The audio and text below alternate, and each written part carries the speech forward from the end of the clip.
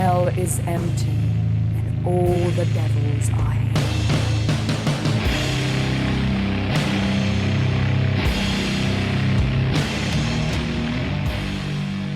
Welcome to a bonus edition of the Devil's Library. I am here with my good friend Ligeia. Hello, hail Satan. And I'm Leraje, hail Satan.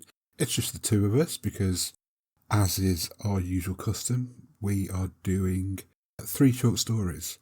Up until now, it's been Ligotti all the way, but we've decided to have a little bit of a change this time. And we are reading 3 short stories from Susanna Clarke, the author of Jonathan Strange and Mr. Norrell, from her short story collection, The Ladies of Grace Adieu.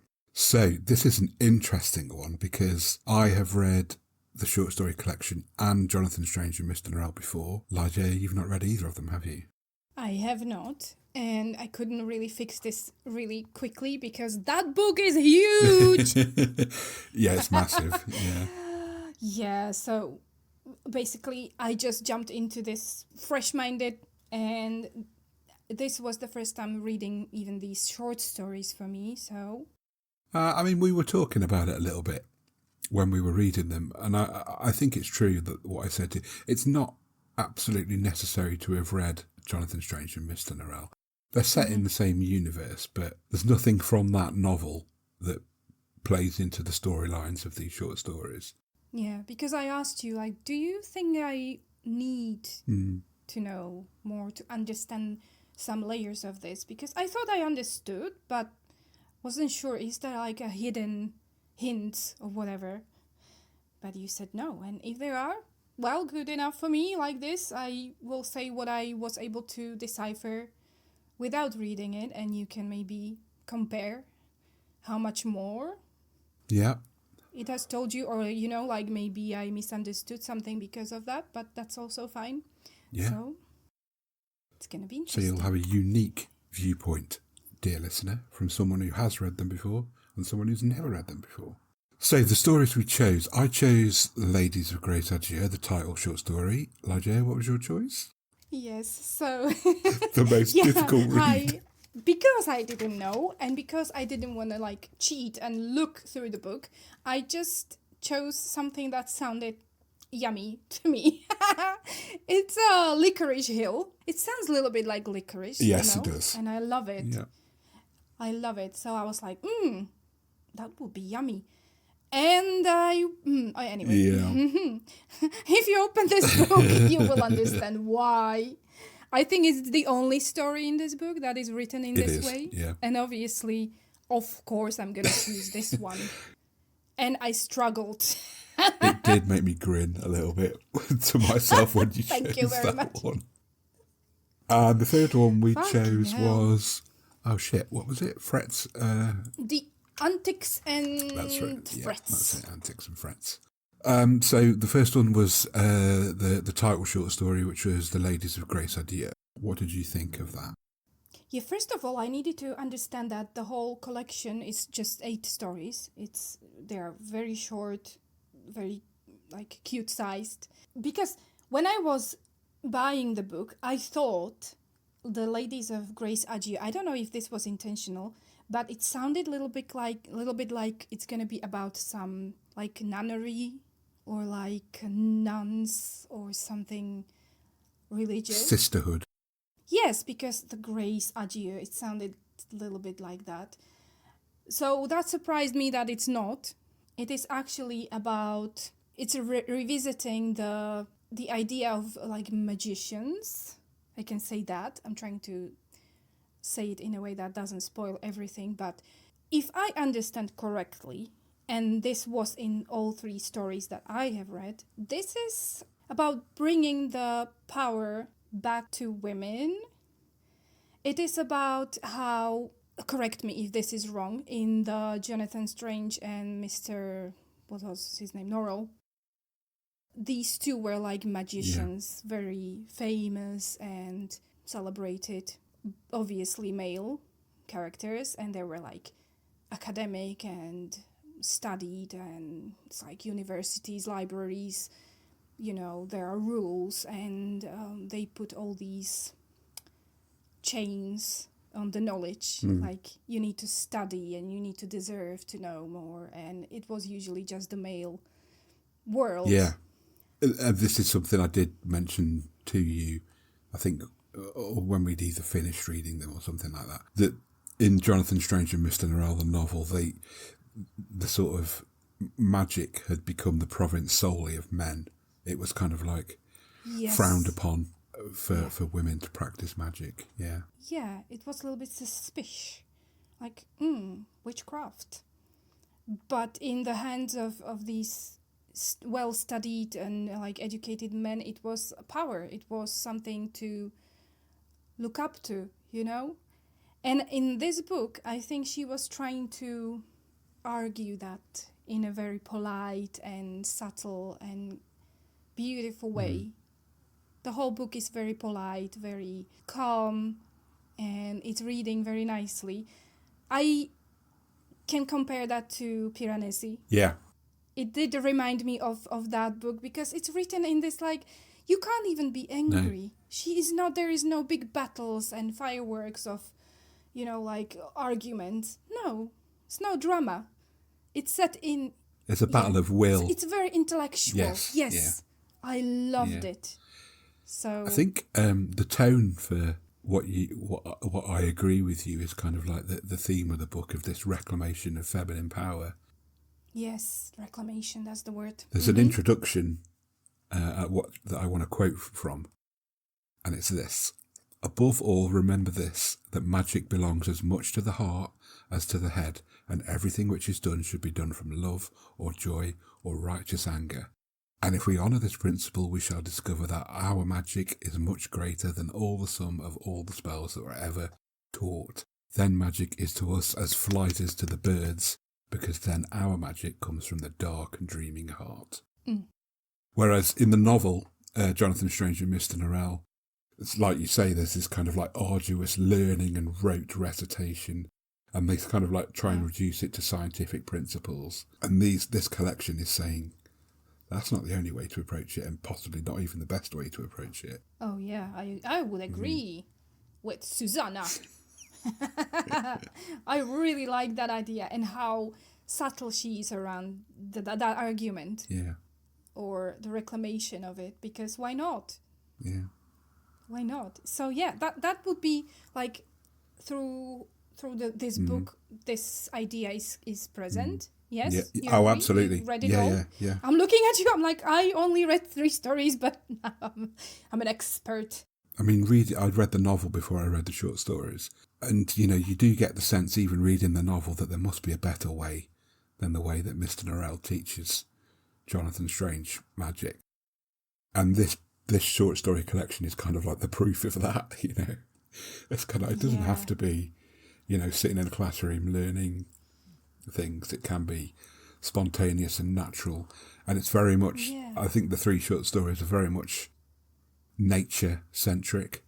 You know, they all sort of like discuss things to do with nature. That was my take on it. Very much. And yeah, I will get there to the point. But when you now said this, do you think that when she was writing that big book, she already knew she's gonna come back? I'm sure. Or you know that, I or you don't think know that? it, but I'm sure of it. Yeah. That is interesting.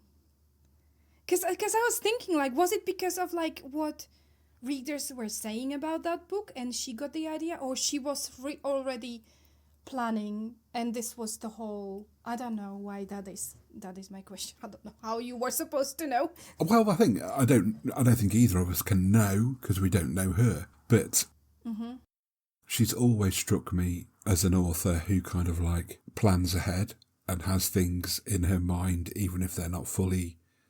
concretely realised. Yeah. So I would imagine that I can imagine her sitting writing Jonathan Strange and Mr. Norrell and thinking, God, these stuffy 2 men that I've created, I really have got to have some kind of like antidote to this. Yeah, maybe she needed to do this because of herself. Even. Maybe so, or maybe it was always, or maybe this was always the plan. You know, it was always to sort of like draw this comparison. This is interesting, yeah. And in the novel, and it's been, I have to admit, it's been a very long time since I've read the novel. Oh. I'm sure this acknowledgement of this idea that there are better ways to do it than the rest, sort of like classroom-based scientific methodology that Mr. Norrell tries to impress on Jonathan Strange. What did you? I was kind of like curious, as having read the book, the novel. What did you make of the Jonathan Strange character as he appeared in Ladies of Grace Adieu? Yeah, he was a little bit pompous and rigid in his thinking, and righteous and entitled. You know, the attitude was very entitled, and I think he was very comfortable in thinking everybody is seeing it that way, and this is like given. Like the world acknowledged that these magic powers belonged to people like him, or him especially, and they will proceed accordingly. And it was quite a surprise to find himself in a new situation. Very unexpected. I loved how these... Can we, like, can I don't want, like, spoilers, right? Like, there are these three ladies. Clarke, she took this academic rigidity, is that a word? I don't think these guys and people like these guys, because it's a metaphor, obviously. There are people like this who has the power over other people. And I don't want to go into politics, but yes. And how surprising it is if just very, like, innocent looking, not well-known three ladies who spend time in their kitchens and gardens and on their little forest walks, and nobody thinks anything about that. It's just like, oh, these ladies, oh. How surprising how much power they might have. Yeah, I mean, I think that's true. I do think you're right. I agree with you. This idea that not only is it a kind of like reclamation of feminine power, it's also a reclamation of the power that somebody from what Jonathan Strange would consider a lower class of society. Yeah, that too. Yeah. And a weaker gender, obviously. Oh. Wow. Yeah. You know, like, I love it so much. And it's so, you know, at this moment, but it's not just at this moment, but I am here now at this moment in this world, and it does speak to so many things that are happening. Yes. I really was smiling. Like now, I couldn't stop. Like now. The working class have power too. Yeah. Yes. You pompous little freak. You can say fuckwit if you want. Because he is a pompous little fuckwit. I mean, they both are, really. Yes. I mean, Jonathan Strange is not as bad as Mr. Norrell, but he's Mr. Norrell. He is pretty bad. Goodness. Yes. They really needed this lesson. They very much did. Yeah.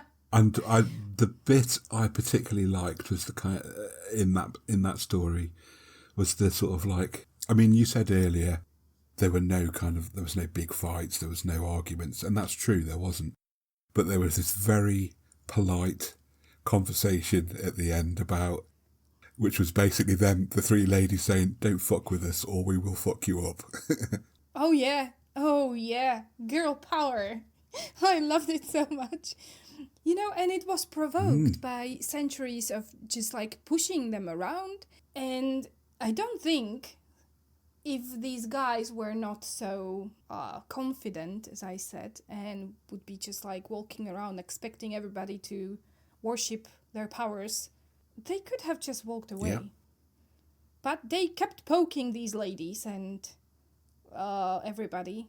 So, I mean, that speaks to me as well, because as a Satanist, I don't provoke. No.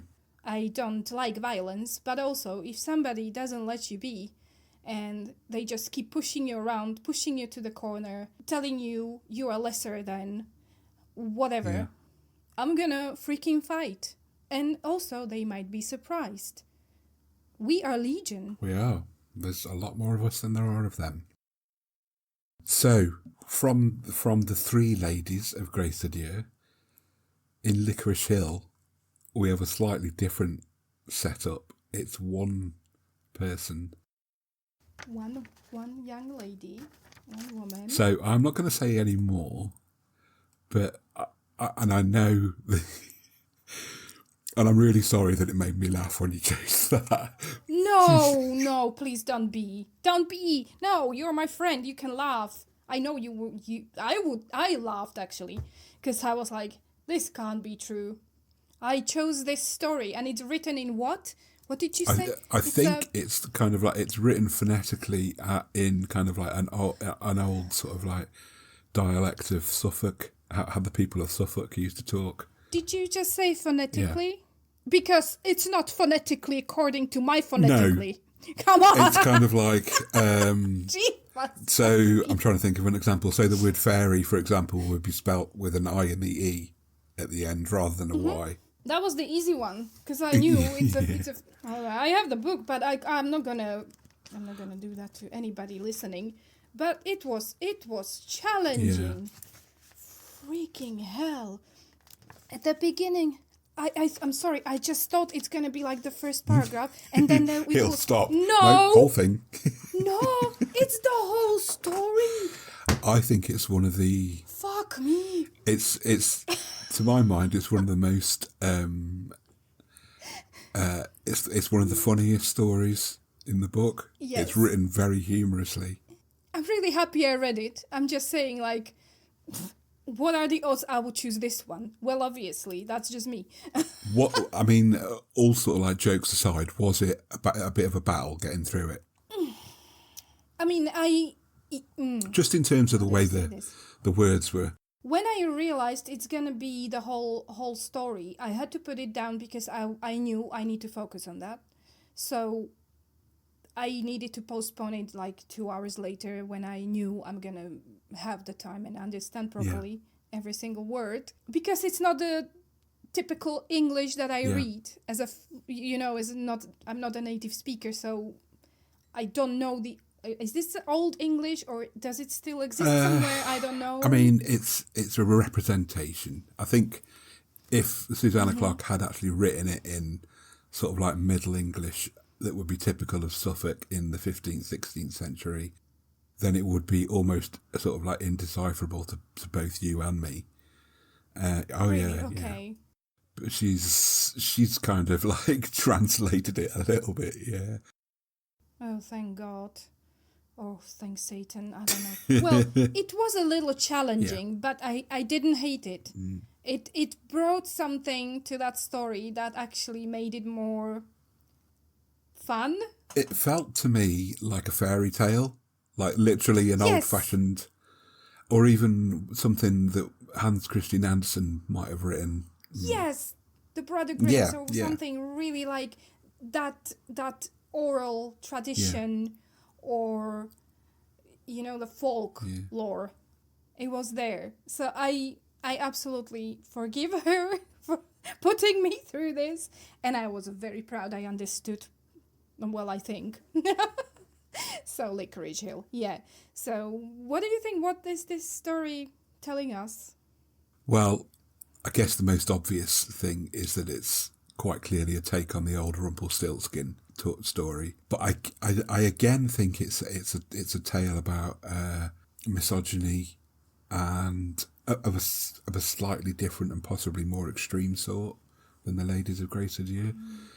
And again, class and a kind of like acknowledgement that some people, although they might not appear to be on the surface intellectual, are not stupid and are quite smart. Because it is no mean trick learning the real name of a fairy, and yet here's this woman imprisoned who managed to figure it out. Yeah, from the prison. From the prison, yeah. That is true. Yeah. That's a nice point. Right? I did it. The first time I read it, I very much enjoyed it, and I think it possibly at the time was my favourite story. Aww. Just because I really enjoyed the main character's humour all the way through it as well. Yeah, she was very strong. Their little snarky comments about the philosopher's hats, and Yes. I don't know what those people were. Like, they were... that part, I'm not sure what was, because they were so nice to her. It was almost cringy to me. How they were like, when she was already in that tower, or whatever it was, that building, and they saw her, and they were like sending her kisses. And I'm like, her husband is there. Hi. What is going on? Why are they sending kisses? And they were like, well, I love you. I'm like, okay, interesting. This is a young girl. These are like little, I don't know. In my head, they were old. Oh, I think they were. Yeah, they were old. They were definitely older It was men. a little bit like, what are you doing? It's nice to say hi. Do you need help? But they were like sending kisses and nothing. Yeah. I don't know. It was funny. It was funny. She was safe in that tower. She was safe in the sense that she was completely imprisoned. But Yes. I think in terms of the story, they were there because her husband, who was a complete prick, Yeah. was feeling very sorry for himself.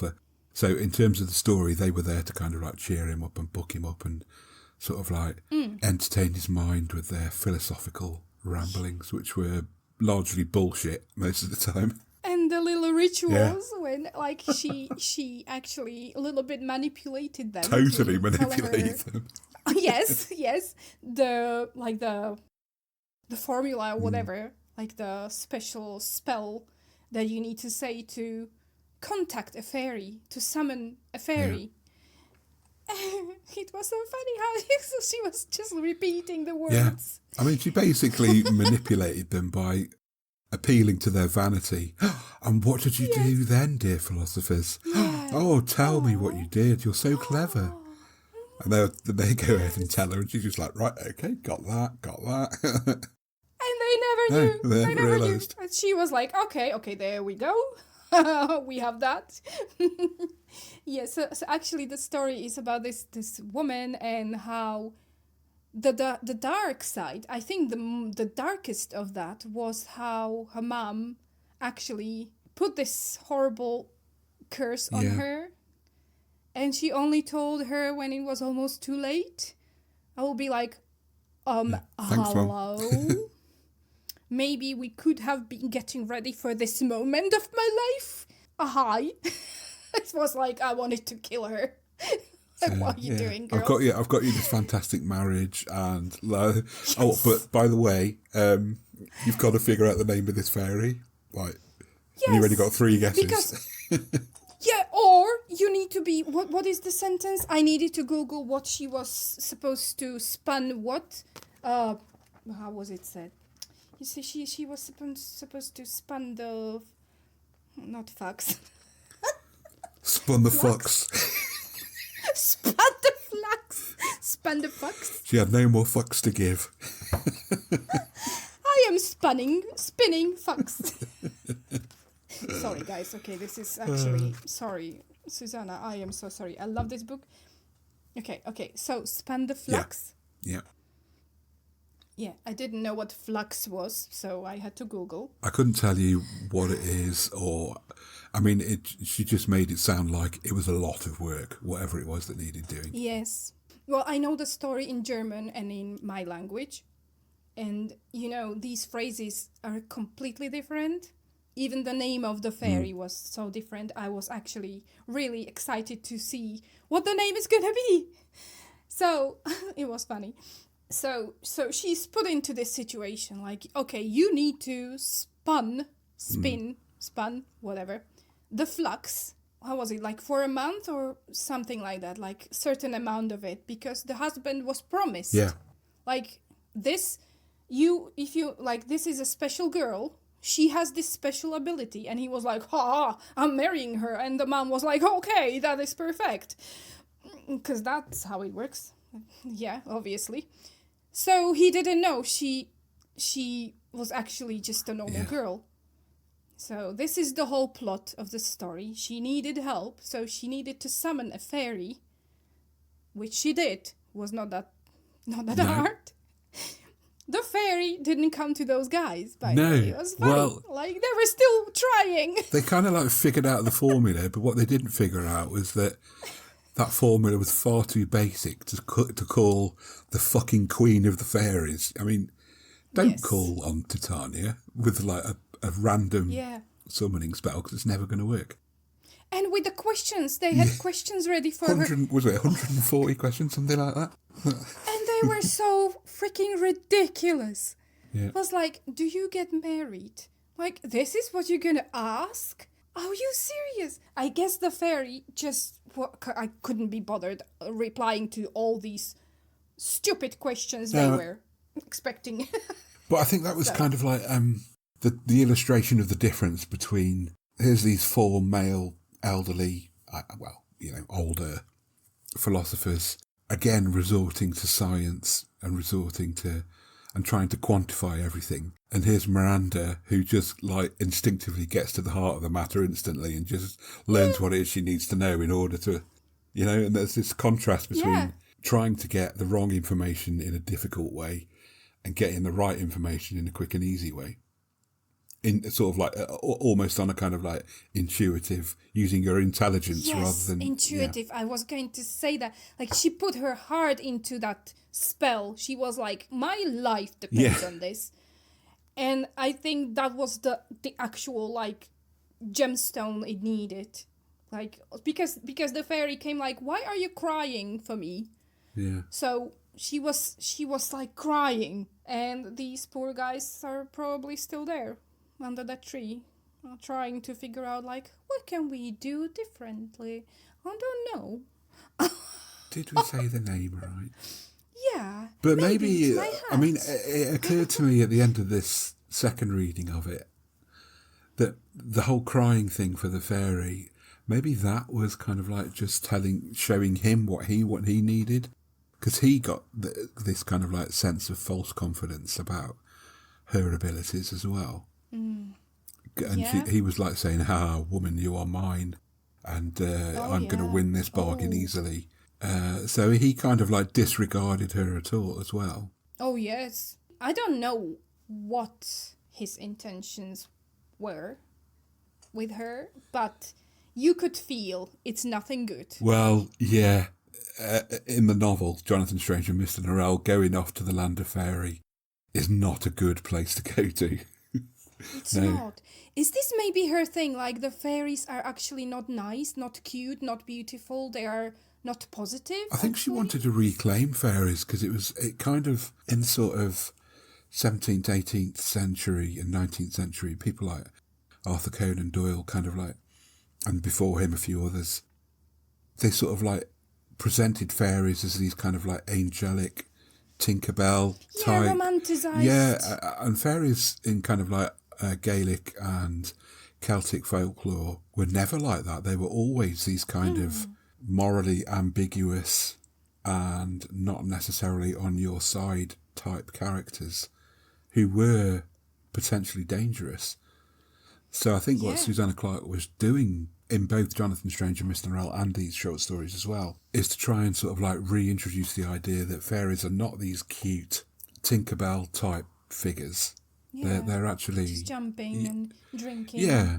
Like little droplets of water from leaves. They are not cartoon versions of Marilyn Monroe in short skirts. Yeah.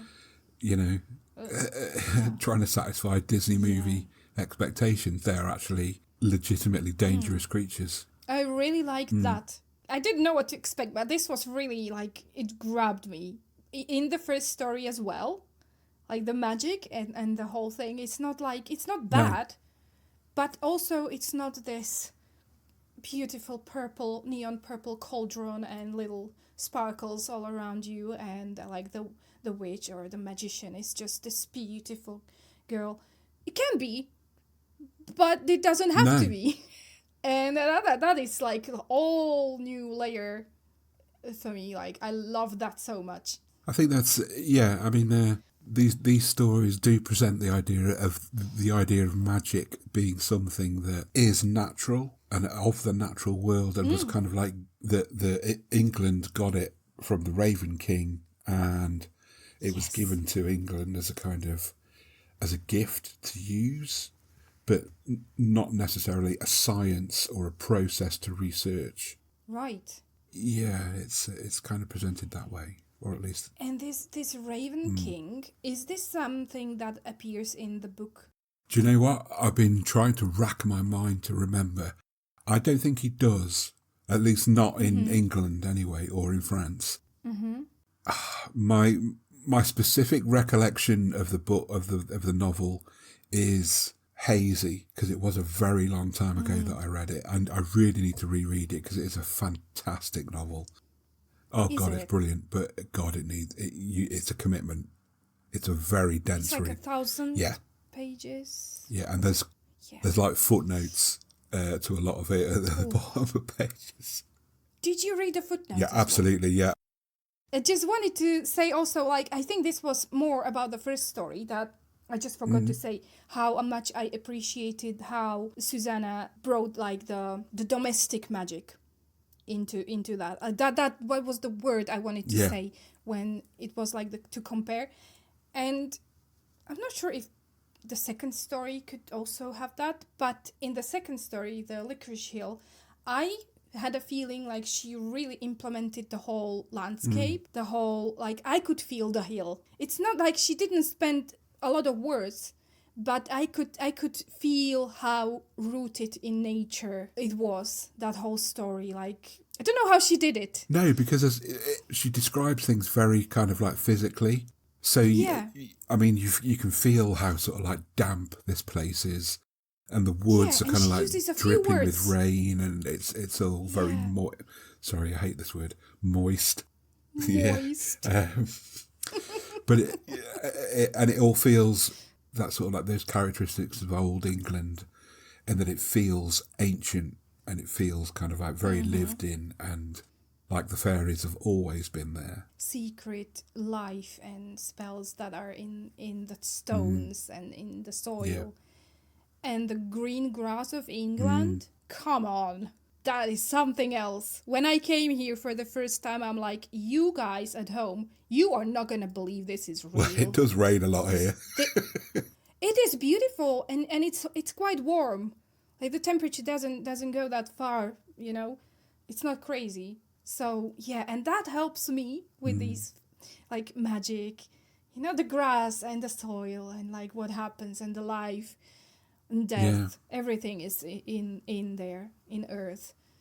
So I really wanted to say that, like, that was really well done. And it's short. She doesn't really waste time, whatever. I love descriptions, but she doesn't waste time. She says the right thing, right amount of words. I love the way she writes, and I love the way she describes things. There's a physicality and an immediacy to all of her descriptions that make it.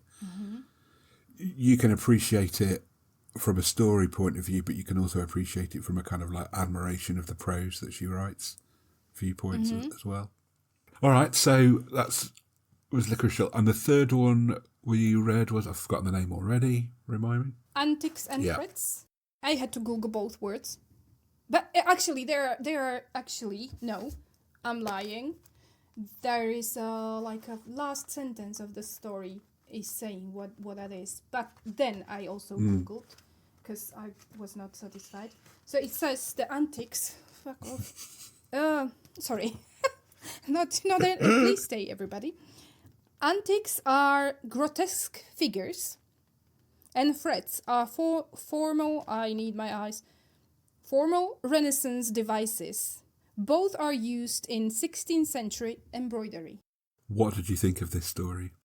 It starts in the middle of everything. Yeah. I was not sure, like, where did we go? Because there is the Mary, Queen of Scots, who is imprisoned, and she is basically, the plot is she is trying to use some magic to plot against Elizabeth I. And do we say, like, but wait, I've mentioned embroidery. So she is trying to use magic sewn into stuff, right? That she then presents to Elizabeth as gifts. Yeah. And she is believing or willing for, like, for example, she made this skirt with, I think it was like red carnations, and she wanted her to get some skin problems, something. I forgot what it was. or it would be some beast, and she would want these beasts to like come alive and tear her to pieces. So I don't know. I don't know what to think. Like, I understood this, but I'm not really sure what what does this story actually teach, or what is the point? I agree with you. It's probably the most... I know I don't mean it in a bad way, please. No. I just didn't know. I do agree with you that it's probably I don't know how to say this. It's probably the most obvious or straightforward, and in the sense of there's no kind of like law, there's no kind of sense of ancientness, there's no kind of like sense that the other two stories and literally the rest of most of the other stories also have as well. It's essentially a retelling from a magical point of view of the exact chain of events that did happen in the real world between Mary and Elizabeth. Like the whole story happened. I mean, Mary was Elizabeth had Mary imprisoned because she was. Yeah, I know that, but do we know if Mary actually believed in magic and she was trying to do something? No, I doubt it. But she definitely, in real life, she definitely did plot against Elizabeth. Yeah, that I believe, right? But it's not like she really, really tried to. No, not at all. Poison her with some herbs or. No, well, she might have tried to have her poisoned, but not through magical means. Not through fabrics. Not through sewing. It might even be possible, like if you infuse the fabric with something that can, somebody's allergic to, it can kill them. But that's not magic. I think the interesting thing for me about this story is that she was completely unsuccessful. She, a queen, was completely unsuccessful. Whereas in the other two stories, people of a kind of like so-called lesser social status were very successful. And the magic worked. And might it be because they put the work in and Mary didn't put the work in to do it herself? She got someone else to do it for her. Oh, right. Yeah, oh my God. Those moments, I forgot the name. Mrs. Shrewsbury? The Countess of Shrewsbury, was it? Shrewsbury. Even with the carnations, when like the skirt arrived to Elizabeth, the whole work was completely messed up because Mrs. Shrewsbury didn't do her knots. I'm like, are you creating this bitch or who is it? Like, what the fuck? I fucking hate people like that. It's your fault. Yeah, I mean, not only did she trust or not only did she try and force someone else to do magic on her behalf without learning it herself, she also assumed that this person would be on her side and want to do harm to Elizabeth. Yeah. She never questioned that. It was just given because I'm entitled. Hi. Who are you? You are a robot here. I mean, it was a funny story. I enjoyed it. I enjoyed like the images created in my mind, how she was sitting and like doing all this nonsensical work. She's a hard character. I think in the Ladies of Grace Adieu, the three main characters are very likeable. Miss Tobias. Miranda in Licorice Hill is very likeable. Yeah. Mary is not likeable, really. Absolutely not. No, that is true. That's why it was a little bit different for me. Like, this story was different. It was interesting, but it didn't really, I don't know. Yeah, it is about magic. It's about women, I guess.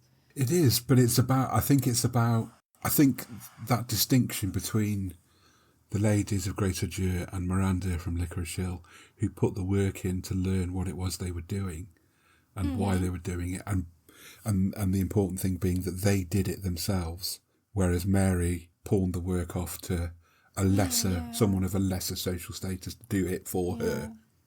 Her maid or whatever. Maybe magic requires the person who wants the deed to happen to actually perform the magic themselves. Personal approach and personal, like Miranda, like the cry of her soul, like, oh, this is... And the ladies. I absolutely loved the Miss Tobias and how she was. Hold on, I actually hold on. If we still have a minute, I have something underlined. Probably I can't see shit, but... So, these are a few sentences. Again, I can't stop. So... I don't know who this was. For fuck's sake. Thinking, she had no money and must either marry Mr. Field or go and be a teacher in a school. Okay, I was crying, and now, blah blah blah. Hall was a picture in which womanliness and childishness were sweetly combined. Blah blah blah. Supposed her to have a character childishly naive and full of pleasant, feminine submission, in keeping with her face. Like what the fuck? But no, this is good. Hold on. The governess, Miss Tobias, was not much liked in the village. She was too tall, too fond of books, too grave, and a curious thing, never smiled unless there was something to smile at. I love her so much. She was too tall. God damn me. The best thing about those descriptions are they are descriptions of how they are perceived by men. Mm-hmm. Yes. She's too fond of books. And never smiles unless there's something to actually smile at. Like, she's a weirdo, basically. Yeah. What's wrong with her? Apart from absolutely nothing. Oh my god. Like, yeah, so they were not expecting this to be okay. Like, this is not feminine. Come on, girl. Like, you are a little bit weird. And then the surprise came because she was studying her books. She knew what she was doing. She was not trying to sell it to anybody. She was just like, okay. This is what I will do. Owls. Yeah.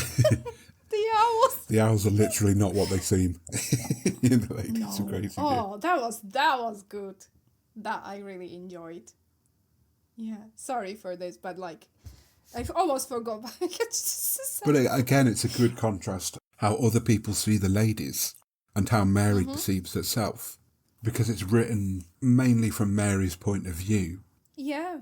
And how she perceives herself almost in a kind of like someone who is above the idea that sex or gender means anything. She sees herself solely as a regal person, as a monarch, and that's the core of who she is, and she must therefore be obeyed at all times.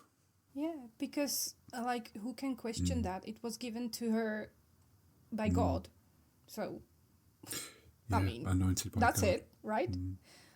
But also at the same time, she's also, I mean, they would never be so coarse as to use the actual word, but she was a prisoner. Yeah. Actually, you see, when we are talking about it, there is so much to talk about. And I thought, okay, this is a short one. I don't even know what to say. Yeah. So my notes are like 2 sentences. I'm like, I have no idea. And how much we are able to talk. It could have been a very different story, that one. It could have been a story about... She's not a very likeable person, Mary. And I think that was probably true in real life as well. But if Susanna Clarke had chosen to, she could have made fictional Mary a more sympathetic character. And she could have taken the story in the direction of she'd learnt how to do magic for herself. And then maybe her magic would have had more effect on Elizabeth. But would that be well perceived by the readers? I don't know either. It's a good question. This is like a really, especially for you who are from this country, this might be something quite sensitive. I don't know. It's not for me. I don't think so. I mean, no. I mean, we're going back 500 years or so. So, but there is sort of like a generalized. People are generally aware right? that, the Tudor period was a pretty awful time, and the Tudors were pretty fucking awful people. And so there is this kind of like romanticisation of the Scots at the time, the Stuarts. And it's very much true that they were subjugated by the English, but it's also true that their monarchs didn't see themselves as kin of the Scottish people. They saw themselves as kin to the English monarchy. You know, Mary was literally Elizabeth's sister in that respect. And she would have, Mary in real life would have had more feeling for Elizabeth than she would have done for the people that she ruled over. It's difficult to say. You're talking about the clash between how people feel about themselves as a nation of people and how people feel about the people who ruled over them at the time, I guess. I don't know. But that was one point I thought about. Like, how would it be perceived if actually, I don't know, either the magic worked and she was able to hurt or kill Elizabeth. Maybe even, like, if Elizabeth would learn that this is happening and she would use her magic against Mary. I don't know, something. I think that would have been a very interesting direction to go in. Right? But possibly would have taken up more space than a short story. It would have been very interesting, that kind of like silent battle of magic between two sisters. Yeah, and like maybe sort of like, you know how sometimes love and hate are very close to each other. So maybe they would actually stop wanting to kill each other, but they will still be playing with that idea, but that would be like love, almost like a little... Yeah. Where am I going with this? My silly brain. No, it's a good point. And I think it again comes down to how the Tudors and the Stuarts, and literally all monarchs, view familial relationships versus a kind of like anointed by God. It's true, in real life, Elizabeth was horrified when Mary died. And she was shocked that, she was responsible for the death, not of her sister, but of a monarch. So she was upset.